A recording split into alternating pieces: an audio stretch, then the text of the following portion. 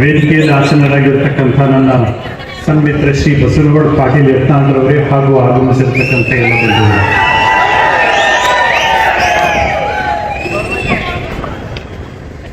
ಬಲಿದಾನದ ದಿವಸ ಮದ್ದೂರಿನಲ್ಲಿ ನಾವೆಲ್ಲ ಸೇರಿದ್ವಿ.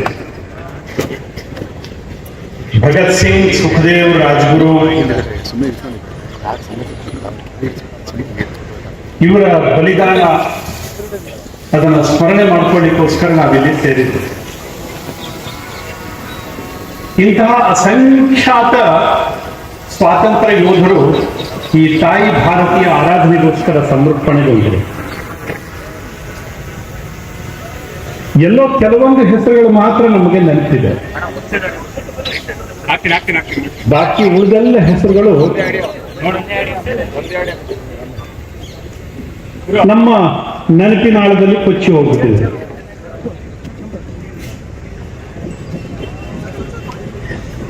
ಸ್ವಾತಂತ್ರ್ಯ ಬಂದ ನಂತರದಲ್ಲಿ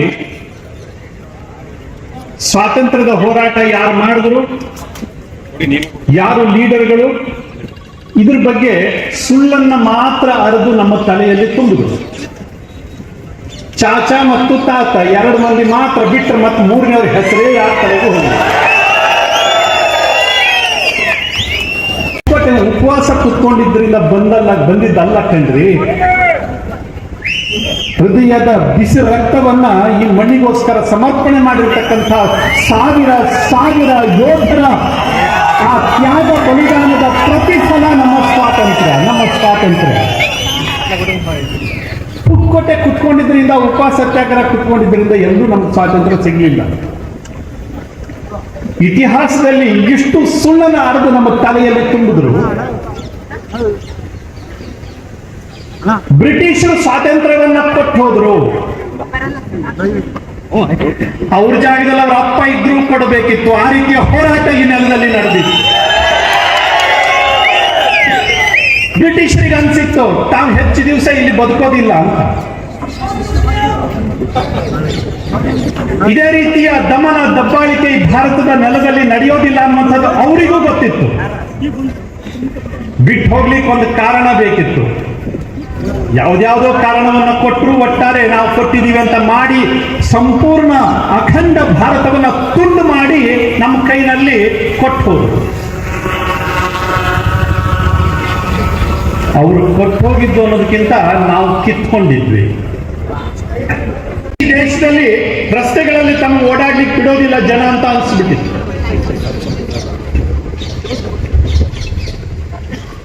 ಸ್ವಾಮಿ, ಈ ದೇಶದ ಜನಮಾನಸ ಯಾವತ್ತೂ ಕೂಡ ಮಲಗಿದ್ದಿರಲಿಲ್ಲ. ಇತಿಹಾಸದಲ್ಲಿ ಒಮ್ಮೆ ನೀವು ತೆಗೆದು ನೋಡಿ, ಪುಸ್ತಕಗಳನ್ನ ತೆಗೆದು ನೋಡಿ, ನಾವು ಇಷ್ಟು ವರ್ಷಗಳ ಕಾಲ ಗುಲಾಮರಾಗಿದ್ವಿ.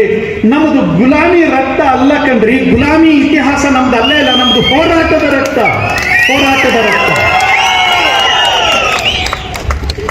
ಮಹಮ್ಮದ್ ಘಜ್ನಿಯಿಂದ ಪ್ರಾರಂಭ ಮಾಡಿ ಇಲ್ಲಿ ಮೌಂಟ್ ಬ್ಯಾಟನ್ ತನಕನೂ ಕೂಡ ನಾವು ಹೋರಾಟ ಮಾಡ್ತಾನೆ ಬಂದಿದ್ದೀವಿ. ಬಿಟ್ರೆ ಎಲ್ಲೂ ತಲೆ ತಗ್ಗಿಸಿ ಅವರನ್ನು ಒಪ್ಕೊಂಡಿದ್ದಿರಲಿಲ್ಲ, ಯಾರನ್ನೂ ಒಪ್ಕೊಂಡಿರಲಿಲ್ಲ. 1000 ವರ್ಷಗಳ ಸುದೀರ್ಘ ಹೋರಾಟ ನಮ್ಮದಾಗಿತ್ತು. 1000 ವರ್ಷಗಳ ಸುದೀರ್ಘ ಹೋರಾಟ ನಮ್ಮದಾಗಿತ್ತು. ಯೋಚನೆ ಮಾಡಿ ಸ್ವಾಮಿ, ಈಗ ಬರಬೇಕಾದ್ರಷ್ಟೇನೆ ನಮ್ಮ ಬಸವನಗೌಡ ಪಾಟೀಲ್ ಜೊತೆ ಹೀಗೆ ಮಾತಾಡ್ತಾ ಬಂದಿದ್ದೆ. ಮಂಡ್ಯ ಅಂದ್ರೆ ಏನು, ಹಳೆ ಮೈಸೂರು ಅಂದ್ರೆ ಏನು ಅಂತ.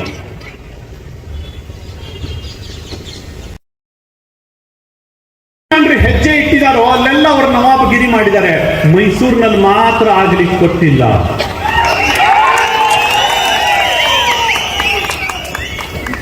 ಅದಕ್ಕೆ ಕಾರಣ ಇಲ್ಲಿಯ ವೀರಮಣ್ಣು. ಇಲ್ಲಿ ನಾವು ಒಳಗೆ ತಲೆ ಹಾಕ್ಲಿಕ್ಕೆ ಕೊಟ್ಟೇ ಇಲ್ಲ.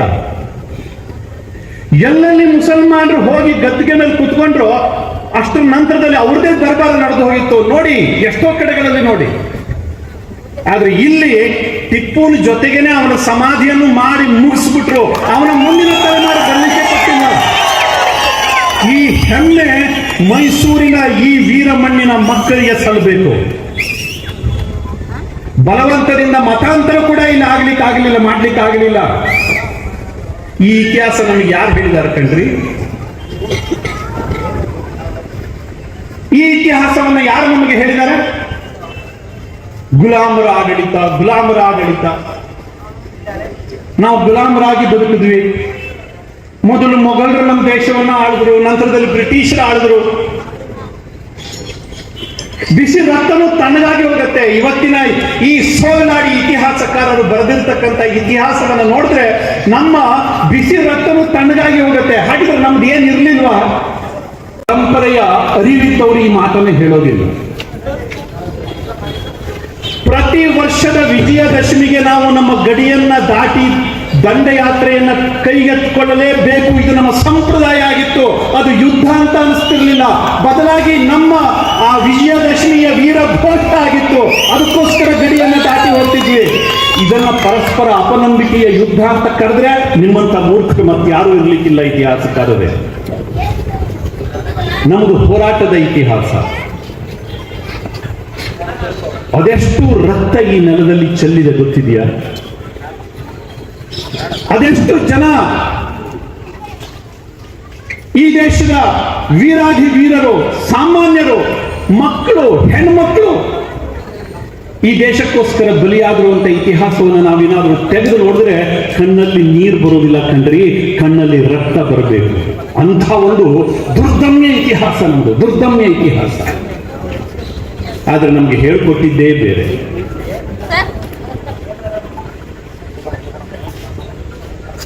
ಚಿಕ್ಕವರು ಇರ್ಬೇಕಾದ್ರೆ ಒಂದು ಸಣ್ಣ ಕಥೆಯನ್ನು ಕೇಳ್ತಿದ್ವಿ. ಒಂದು ಸಿಂಹದ ಮರಿ ಕುರಿ ಮಂದೆ ಒಳಗಡೆ ಸೇರ್ಕೊಂಡ್ಬಿಟ್ಟಿತ್ತಂತೆ. ಅದಕ್ಕೆ ಸಿಂಹದ ಗರ್ಜನೆ ಕೂಡ ಮಾಡ್ಲಿಕ್ಕೆ ಮರ್ತು ಹೋಗ್ಬಿಟ್ಟು, ಇದೇನು ಸಿಂಹ ಈ ಕುರಿ ಮಂದೆ ಒಳಗಡೆ ಹುಲ್ಲು ತಿಂತಾ ಇದೆಯಲ್ಲ ಯಾಕೆ ಅಂತ ಅದಕ್ಕೆ ಅನಿಸ್ತಂತೆ. ಕರೆದು ಹೇಳ್ತಂತೆ, ಓ ಅಣ್ಣ ನೀ ಸಿಂಹ, ನೀ ಕುರಿ ಅಲ್ಲ ಅಂತ. ಅದು ಒಪ್ಲಿಲ್ಲ ಪ್ರಾರಂಭದಲ್ಲಿ. ಇಲ್ಲ ನಾನು ಹಿಂಗೆ, ನನಗೆ ಊಟ ತಿಂಡಿ ಎಲ್ಲದನ್ನು ಕೊಟ್ಟು ಬೆಳೆಸಿದವರು ಇವ್ರನ್ನ ಹ್ಯಾಂಗ್ ಬಿಟ್ಟು ಬರಲಿ, ಇಲ್ಲ ನಾನು ಹಿಂಗೆ ಅಂತ. ಆಗ ಸಿಂಹ ಗರ್ಜನೆ ಹಾಕಿ ಸ್ವಲ್ಪ ಒಂದು ಕಪಾಳ ಕೊಡದು ಹೇಳ್ತಂತೆ. ಕುರಿಗೆ ಯಾರು ಕಪಾಳ ಕೊಡದಿರ್ಲಿಲ್ಲ, ಸಿಂಹಕ್ಕೆ ಹೊಡೆದು ಗೊತ್ತು. ಅದಕ್ಕೋಸ್ಕರ ಆ ಸಿಂಹ ಇದಕ್ಕೊಂದು ಕಪಾಳ ಕೊಡದು ಹೇಳ್ತಂತೆ, ಮಗನೇ ನೀ ಸಿಂಹ ಅಂತ. ಅವಾಗ ಇದಕ್ಕೆ ಸಿಟ್ಟು ಬಂತಂತೆ ಅಂತಂತೆ. ಓ ಹೌದು, ನಾನು ಕುರಿ ತರ ಧ್ವನಿ ಇಲ್ಲ, ನಂದು ಸಿಂಹದ ಧ್ವನಿ ಇದೆ, ಏನೋ ಬದಲಾವಣೆ ಇರಬೇಕು. ಹೋಗು ಆ ಕೆರೆಯಲ್ಲಿ ನೀನು ಮುಖ ನೋಡ್ಕೋ ಅಂತ. ಅಲ್ಲಿ ಹೋಗಿ ನೋಡ್ತಂತೆ, ಹೌದು ತನ್ನ ಮುಖ ಸಿಂಹದ ತರ ಕಾಣ್ತಾ ಇದೆ. ಹನುಮಂತನಿಗೆ ಜಾಂಬುವಂತ ಬೇಕಾಗತ್ತೆ. ಹಾಗೇನೆ ನಮ್ಮ ಹಿಂದೂ ಸಮಾಜಕ್ಕೆ ಯಾರಾದರೂ ಎಚ್ಚರಿಸೋರು ಬೇಕು. ಅಣ್ಣಂದ್ರೆ ನಿಮ್ಮ ಮೈನಲ್ಲಿ ಹರಿತಾ ಇರತಕ್ಕಂಥದ್ದು ಗುಲಾಮಿ ರಕ್ತ ಅಲ್ಲ, ಬದಲಾಗಿ ಶತಮಾನಗಳ ವೀರರ ರಕ್ತ ನಿಮ್ಮ ಮೈನಲ್ಲಿ ಹರಿತಾ ಇದೆ ಅಂತ ನೆನಪಿಸ್ತಕ್ಕಂಥವ್ರೊಬ್ರು ಬೇಕು ಈ ದೇಶಕ್ಕೆ. ಆಗ ಮಾತ್ರ ಆಂಜನೇಯ ಸಮುದ್ರವನ್ನು ಉಲ್ಲಂಘನೆ ಮಾಡ್ತಾನೆ. ಜಗತ್ತು ನಮಗೋಸ್ಕರ ಇವತ್ತು ಕಾಯ್ತಾ ಇದೆ. ಎಷ್ಟು ಹೇಳಿದ್ರು ನಮ್ಗೆ, ಎಷ್ಟು ಜರದ್ರು. ಭಾರತ ಮೂಢನಂಬಿಕೆಗಳ ಕಂತೆ, ಭಾರತ ಸಂಪ್ರದಾಯವಾದಿಗಳ ದೇಶ, ಭಾರತ ಅಭಿವೃದ್ಧಿ ಇಲ್ಲದ ನಾಡು, ಹಾವಾಡಿಗರ ದೇಶ. ನಾಸಾದವರು ನಕ್ಷತ್ರಗಳನ್ನ ಅಧ್ಯಯನ ಮಾಡೋಕ್ಕಿಂತ ಮುಂಚೆನೆ ಈ ದೇಶದಲ್ಲಿ ನಕ್ಷತ್ರಗಳ ದೂರವನ್ನು ಕೂಡ ಲೆಕ್ಕ ಮಾಡಿ ಹೇಳಿದ್ರು. ಸೂರ್ಯನಿಂದ ಚಂದ್ರನಿಗೆ, ಚಂದ್ರನಿಂದ ಭೂಮಿಗೆ ಇರತಕ್ಕಂಥ ಅಂತರಗಳನ್ನು ಹೇಳಿದ್ರು, ಗ್ಯಾಲಾಕ್ಸಿಗಳ ಬಗ್ಗೆ ಹೇಳಿದ್ರು. ಇದು ಯಾರು ಮೂಢನಂಬಿಕೆಗಳ ಕಂತೆಗಳ ದೇಶ ಈ ತರ ಜ್ಞಾನವನ್ನು ಕೊಡೋದಿಲ್ಲ ಕಣ್ರಿ. ಇವತ್ತು ನಾಸಾದವರು ಕೂಡ ಇದನ್ನ ಒಪ್ಕೊಂತಾರೆ. ನಾಸಾ ಶುರುವಾಗೋಕ್ಕಿಂತ ಮುಂಚೆನೆ ನಮ್ಮ ದೇಶದಲ್ಲಿ ಪಂಚಾಂಗವನ್ನ ಬರಿತಾ ಇದ್ರು. ಒಂದು ಕ್ಷಣ ಕೂಡ ಗ್ರಹಣ ಹೆಚ್ಚು ಕಡಿಮೆ ಆಗೋದಿಲ್ಲ, ಒಂದು ಕ್ಷಣ ಕೂಡ ಸೂರ್ಯ ಚಂದ್ರರ ಉದಯ ವ್ಯತ್ಯಾಸ ಆಗೋದಿಲ್ಲ. ಅದ್ಭುತವಾಗಿರ್ತಕ್ಕಂಥ ಗಣಿತವನ್ನ ಕೊಟ್ಟಿದ್ದು ಈ ಭಾರತ. ಇದು ಸಂಪ್ರದಾಯವಾದಿಗಳ ದೇಶ ಅಲ್ಲ, ಬದಲಾಗಿ ಗಣಿತಜ್ಞರ ದೇಶ, ವಿಜ್ಞಾನಿಗಳ ದೇಶ.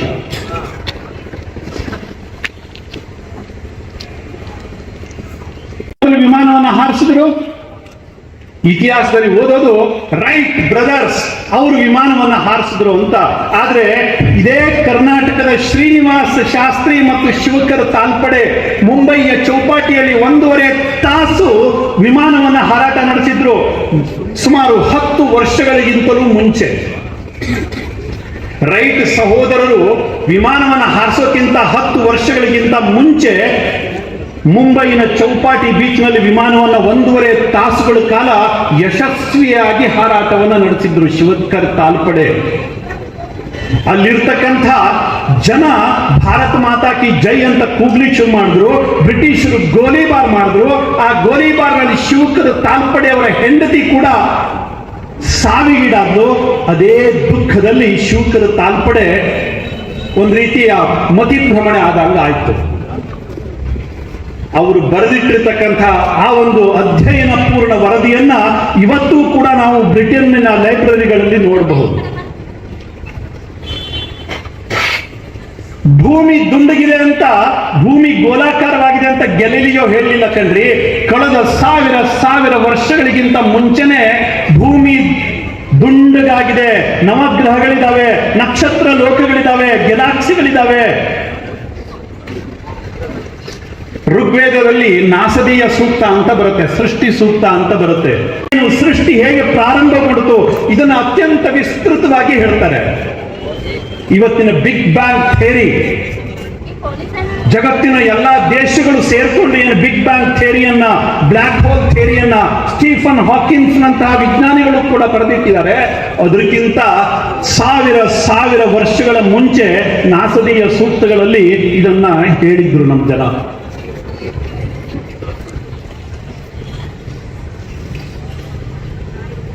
ಹಿಂದೂ ಅಂದ್ರೆ ಯಾರು?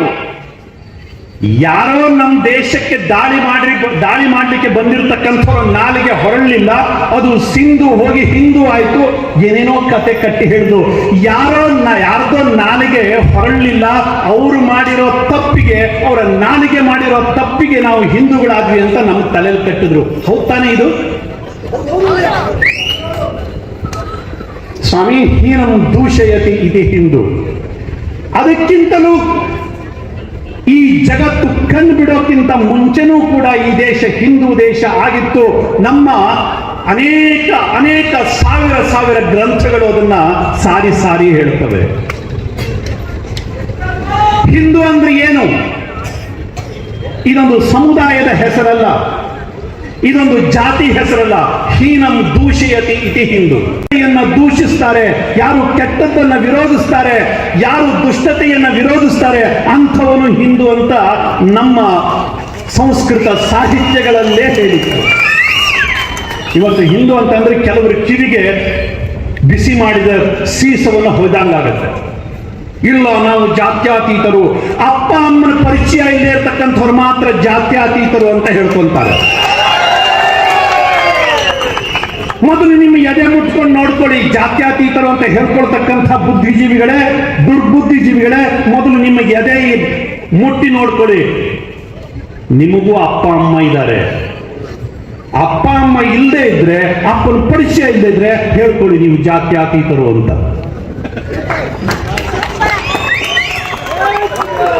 ನಾನಂತೂ ಜಾತ್ಯಾತೀತ ಅಲ್ಲ. ಇಲ್ಲಿ ಸೇರಿರ್ತಕ್ಕಂಥವ್ರು ಯಾರು ಜಾತ್ಯಾತೀತರಾಗಲಿಕ್ಕೆ ಸಾಧ್ಯವೇ ಇಲ್ಲ. ಯಾಕೆಂದ್ರೆ ಅವ್ರಿಗೆಲ್ಲರಿಗೂ ಅಪ್ಪ ಅಮ್ಮನ ಪರಿಚಯ ಇದೆ.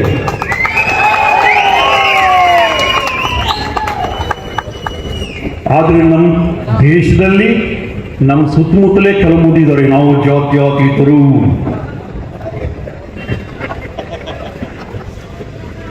ಎಂತ ಹೇಳ್ಬೇಕಣ್ಣ, ಯಾರಾದ್ರೂ ಬೈದ್ರೆ ನಮಗ್ ತಲೆ ಕೆಡುತ್ತೆ, ಆದ್ರೆ ನಮಗ್ ನಾವೇ ಬೈಕೊಂಡ್ಬಿಡೋದು ನಾವು ಇಂಥ ಮಕ್ಕಳು ಅಂತ. ನನಗೇನು ಗೊತ್ತಿರಲಿಲ್ಲ. ನಾನಿಲ್ಲಿ ಕಾರ್ಯಕ್ರಮ ತನಕನೂ ಬರ್ತೀನಿ ಅಂತ ನನಗೇನು ಗೊತ್ತಿರಲಿಲ್ಲ. ಬಂದು ಕಾರ್ಯಕ್ರಮ ಉದ್ಘಾಟನೆ ಮಾಡಿ ಹೋಗಬೇಕು ಅಷ್ಟೇ ಗೊತ್ತಿತ್ತು ನನಗೆ. ಆದ್ರೆ ಅದೇನೋ ಪ್ರೀತಿ ವಿಶ್ವಾಸ ಇಲ್ಲಿ ತನಕ ಎಳ್ಕೊಂಡ್ಬಂತು. ಒಂದೆರಡು ಮಾತಾಡ್ಬೇಕಾದ್ರೆ ನಮ್ಮ ಬಸವನಗೌಡ ಪಾಟೀಲ್ ಯತ್ನಾಳವರು ಎಲ್ಲರೂ ಬಂದರು. ಅವ್ರು ಹೇಳಿದ್ರು ಇವತ್ತು ಬೆಂಕಿ ಬೀಳ್ತದ್ರಿ ಕರ್ನಾಟಕಕ್ಕೆ ಅಂತ.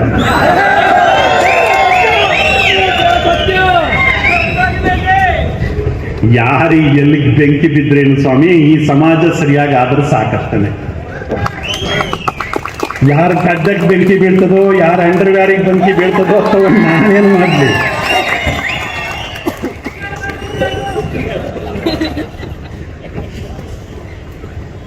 ಸಮಾಜದಲ್ಲಿ ಬದಲಾವಣೆ ಆಗಬೇಕು, ಸಮಾಜ ಒಟ್ಟಾಗಬೇಕು, ಸಮಾಜ ಎದ್ದೆತ್ತಬೇಕು. ಈ ಜಾತಿಯ ಮುಖವಾಡದ ಬದುಕಿನಿಂದ ಹೊರಗಡೆ ಬರಬೇಕು. ಹಿಂದೂ ಸಮಾಜ ಒಂದಾಗಿ ನಿಂತ್ಕೋಬೇಕು. ಈ ಜಾತಿ ನಮಗೆ ನಮ್ಮ ಸಂಪ್ರದಾಯದಿಂದ ಬಂದಿರತಕ್ಕಂಥದ್ದಲ್ಲ, ಬಂದಿರತಕ್ಕಂಥ ಎಲ್ಲೋ ವಿಕಾರ ಇದೆ, ವಿಕೃತಿ ಇದೆ. ಇದು ನಮ್ಮ ಯಾವುದೇ ಧರ್ಮಶಾಸ್ತ್ರಗಳಲ್ಲಿಯೂ ಹೇಳಿಲ್ಲ, ಯಾವುದೇ ಇತಿಹಾಸದ ಪುಟಗಳಲ್ಲಿಯೂ ಕೂಡ ಜಾತಿಯ ಬಗ್ಗೆ ಉಲ್ಲೇಖ ಮಾಡಿಲ್ಲ. ಈ ದೇಶದಲ್ಲಿ ಜಾತಿಯ ವಿಷಬೀಜವನ್ನ ಅತ್ಯಂತ ಅಧಿಕೃತವಾಗಿ ಹುಟ್ಟು ಹಾಕಿದ್ದು ಬ್ರಿಟಿಷರು. ಅಧಿಕೃತವಾಗಿ ಹುಟ್ಟು ಹಾಕಿದ್ದು ಬ್ರಿಟಿಷರು. ನೀವು ನೋಡಿ, ಸಮಾಜದಲ್ಲಿ ನೀವು ಎಷ್ಟೇ ಬೇಕಾದ್ರೂ ಒಳ್ಳೇದು ಹೇಳಿ, ಹಾಕೊಂಡು ಬರುತ್ತೆ ಅಂತಂದ್ರೆ ಜನರ ಸ್ವಭಾವ ಕಟ್ಟರು ಹುಡುಕ್ತಕ್ಕಂಥ. ಅವರಿಗೆ ದಿವಸ ಹಾಲು ಕುಡಿದ್ರೆ ಶರೀರಕ್ಕೆ ಒಳ್ಳೇದು ಅಂತಂದ್ರೆ ಅವರಿಗೆ ಅರ್ಥ ಆಗೋದಿಲ್ಲ, ಆಲ್ಕೋಹಾಲೇ ಬೇಕು ಅವರಿಗೆ. ಇದು ಯಾರು ರೆಕಮೆಂಡ್ ಮಾಡಿದ್ದಲ್ಲ, ಯಾರು ಹೇಳಿದ್ದಲ್ಲ, ಆದ್ರೆ ಅದ್ರ ಇದ್ರೇನೆ ಕಿಕ್ ಹೊಡೆಯುತ್ತೆ. ಹಾಲು ಕಿಕ್ ಹೊಡೆಯುವುದಿಲ್ಲ, ಏನ್ ಮಾಡುವ. ಜನರಿಗೆ ಯಾವತ್ತೂ ಕೂಡ ವಿಕೃತಿಗಳೇ ಬೇಕು, ಅದೇ ಯಾವತ್ತೂ ಕೂಡ ಇಷ್ಟ ಆಗತ್ತೆ. ಆದ್ರೆ ಅದು ಬದುಕಲ್ಲ, ಅದು ಬದುಕಲ್ಲ. ಬದುಕಿನ ರೀತಿ ಬೇರೆ ಇರುತ್ತೆ, ಬದುಕಿನ ಓಘ ಬೇರೆ ಇರುತ್ತೆ, ರೀತಿ ನೀತಿ ಸಿದ್ಧಾಂತ ಅದು ಬೇರೆ ಇರುತ್ತೆ. ಅದನ್ನ ಅರ್ಥ ಮಾಡ್ಕೊಳ್ಳೋ ಗೊಡವೆಗೆ ಹೋಗದಿದ್ರೆ ಎಣ್ಣೆನೇ ಬದುಕಾಗತ್ತೆ. ಎಣ್ಣೆಗೂ ಬೆಣ್ಣೆಗೂ ವ್ಯತ್ಯಾಸ ಇದೆ. ಬೆಣ್ಣೆ ತಿಂದ್ರೆ ಶಕ್ತಿ ಬರುತ್ತೆ, ಎಣ್ಣೆ ಹೊಡೆದ್ರೆ ಕಿಕ್ ಬರುತ್ತಲ್ವಾ.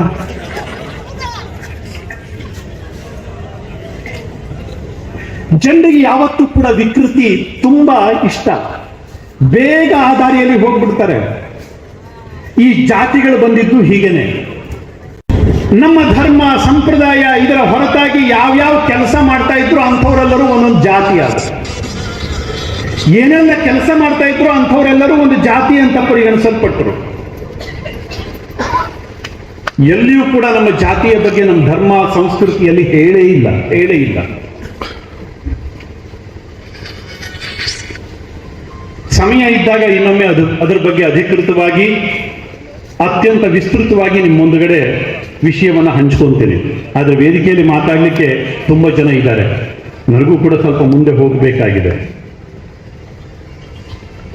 ಇವತ್ತಿನ ಈ ಒಂದು ಬಲಿದಾನದ ದಿವಸದ ನೆನಪಿನ ಸಮಾರಂಭದಲ್ಲಿ ನಮ್ಮೆಲ್ಲರಲ್ಲಿ ಕಳಕಳಿ ವಿನಂತಿ ಇಷ್ಟೇ, ಅವರ ಬಲಿದಾನ ಯಾವತ್ತೂ ಕೂಡ ವೇಸ್ಟ್ ಆಗಬಾರ್ದು. ಅವರು ತಮ್ಮ ರಕ್ತವನ್ನ ಕೊಟ್ಟು ನಮಗೆಲ್ಲರಿಗೂ ಹಂಚಿ ಹೋಗಿರತಕ್ಕಂಥ ಸ್ವಾತಂತ್ರ್ಯ ಸ್ವಚ್ಛಂದತೆಯ ಹೆಸರಿನಲ್ಲಿ ಯಾವತ್ತೂ ಕೂಡ ನಗೆಪಾಟಲಿಗೆ ಈಡಾಗಬಾರದು. ಸ್ವಾತಂತ್ರ್ಯದ ಅರ್ಥವೇ ಗೊತ್ತಿಲ್ಲದೆ ಸ್ವಚ್ಛಂದತೆಯೇ ಸ್ವಾತಂತ್ರ್ಯ ಅಂದ್ಕೊಂಡು ಬದುಕ್ತಾ ಇರತಕ್ಕಂಥ ಸಮಾಜ ಇವತ್ತಿದೆ. ಸ್ವಾತಂತ್ರ್ಯದ ಅರ್ಥವೇ ಗೊತ್ತಿಲ್ಲ. ಇದು ಆಗಬಾರದು. ದಯವಿಟ್ಟು ಮುಂದಿನ ದಿನ ನಮ್ಮದು ಬೆಳಕಿನ ದಿನಗಳಾಗಿರಲಿ. ಯಾರು ನಮಗೆ ದಾರಿ ತೋರಿಸಿ ಹೋಗಿದ್ದಾರೆ ಅವರ ಬದುಕಿನ ಬೆಳಕಿನಲ್ಲಿ ನಮ್ಮೆಲ್ಲರ ಬದುಕು ನಡೆಯುವ ಹಾಗಾಗಲಿ ಅಂತಕ್ಕಂಥ ಒಂದು ವಿನಮ್ರ ವಿನಂತಿಯನ್ನು ಮಾಡಿಕೊಳ್ತಾ ಹೆಚ್ಚು ಮಾತಾಡಿದ್ದಿದ್ರೆ ದಯವಿಟ್ಟು ಕ್ಷಮಿಸಿ. ಸಮಯ ಆಗಿದೆ. ಅದಕ್ಕೋಸ್ಕರ ವೇದಿಕೆಯಲ್ಲಿರ್ತಕ್ಕಂಥ ಇನ್ನಿತರ ಎಲ್ಲ ಹಿರಿಯರಿಗೆ ನಾನು ಕ್ಷಮೆಯನ್ನು ಕೇಳ್ತಾ ಅವರಿಗೋಸ್ಕರ ವೇದಿಕೆಯನ್ನು ಬಿಟ್ಟುಕೊಡ್ತಾ ಇದ್ದೀನಿ. ಕರೆದು ಎರಡು ನುಡಿಗಳನ್ನು ಹಂಚಿಕೊಳ್ಳಿಕ್ಕೆ ಅವಕಾಶ ಕೊಟ್ಟಿರತಕ್ಕಂಥ ಸಂಘಟಕರಿಗೆ ಹೃತ್ಪೂರ್ವಕ ಅಭಿನಂದನೆಗಳು, ಧನ್ಯವಾದಗಳು. ಒಂದೇ